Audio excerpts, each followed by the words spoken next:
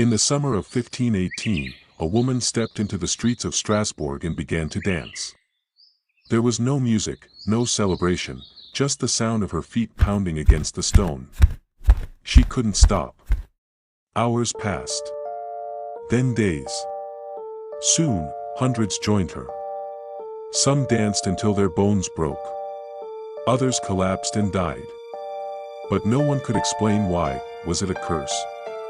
A punishment from the gods? Or something far more terrifying, something hidden deep within the human mind? Stay with us as we uncover the truth behind one of the strangest epidemics in history, the dancing plague of 1518.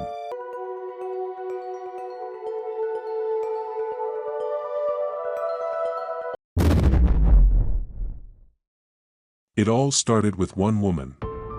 Her name was Frau Trophia. One day in July 1518, she walked into the streets of Strasbourg and began to dance. At first, people thought she was just celebrating or entertaining herself. But hours passed, and she didn't stop. She kept moving, her body twisting, her feet slamming against the ground, her face frozen in a strange, distant stare.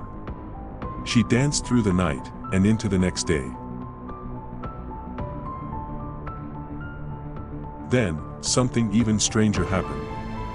Within a week, dozens of people began doing the same. Men, women, even children joined in. They danced without rest. Some screamed in pain as their bodies gave out, but they couldn't stop. Some collapsed from exhaustion, others suffered heart attacks. Reports said up to 400 people were affected. The city was in panic. The local authorities didn't know what to do. Their solution? They actually encouraged more dancing. They believed the only cure was to let the dancers wear themselves out. So they cleared open halls, built a stage, and even hired musicians to play, thinking it might help. But this only made things worse. More people joined. More people collapsed. And more died. This strange event became known as the Dancing Plague of 1518, and to this day, no one knows exactly what caused it. Back then, people believed this was the work of a saint or a curse. Many thought that these people were being punished by Saint Vitus, a figure believed to have power over those who danced. In a strange attempt to help, the city actually brought in musicians, hoping that the dancers could dance out the illness. But the plan backfired. Instead of getting better, the dancers only got worse. Today, historians and scientists have looked back at this strange event and tried to find a logical explanation. One of the most accepted ideas is that it was a case of mass hysteria, also known as mass psychogenic illness.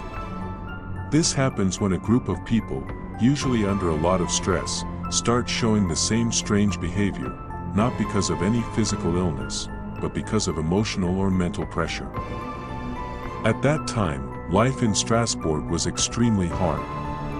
People were starving, diseases were spreading, and death was all around.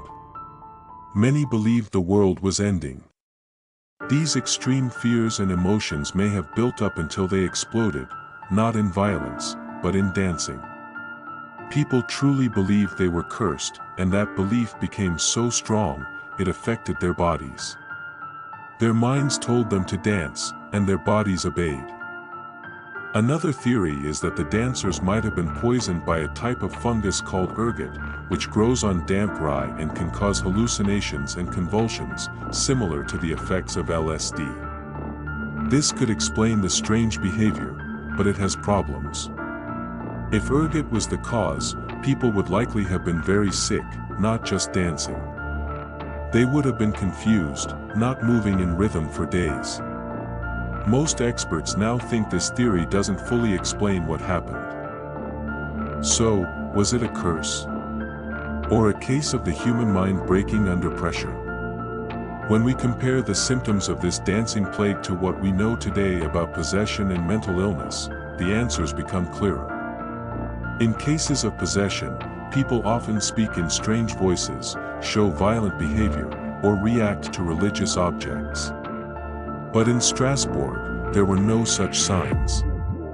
These people weren't possessed, they were overwhelmed by fear, stress, and belief. Most modern experts agree that this was not something supernatural. It was the mind reacting to deep fear and suffering. A powerful reminder that belief, fear, and the human brain can create events so strange, they seem impossible, even 500 years later. In the end, the dancing stopped, not because of a miracle, but because the city finally removed the dancers from the streets and took them to a quiet mountain shrine. There, they were given time to rest, pray, and recover. Away from the crowd, the music, and the pressure, the dancing faded. Slowly, life in Strasbourg returned to normal.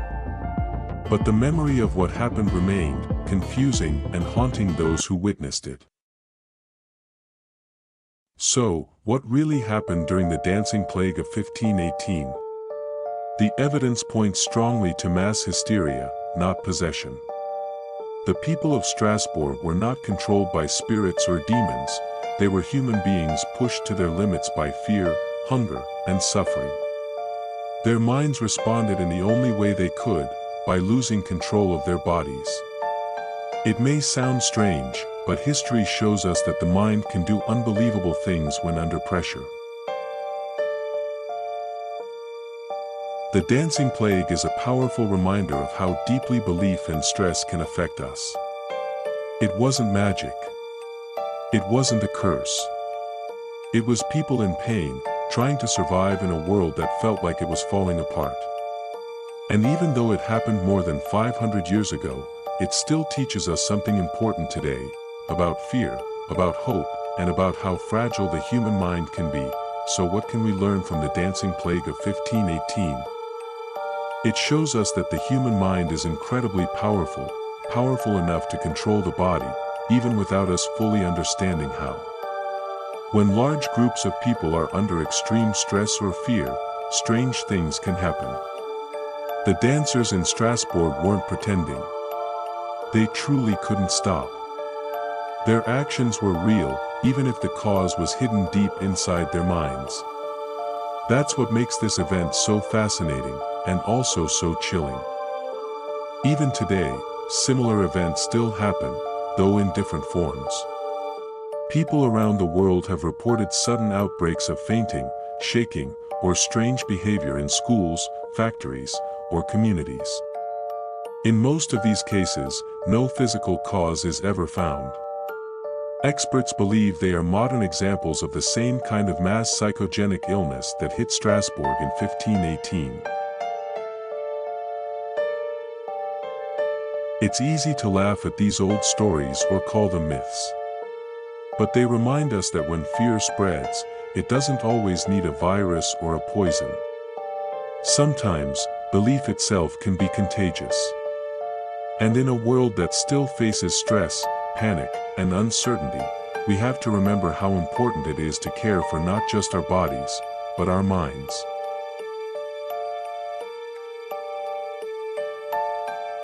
So, was it a curse? A sickness?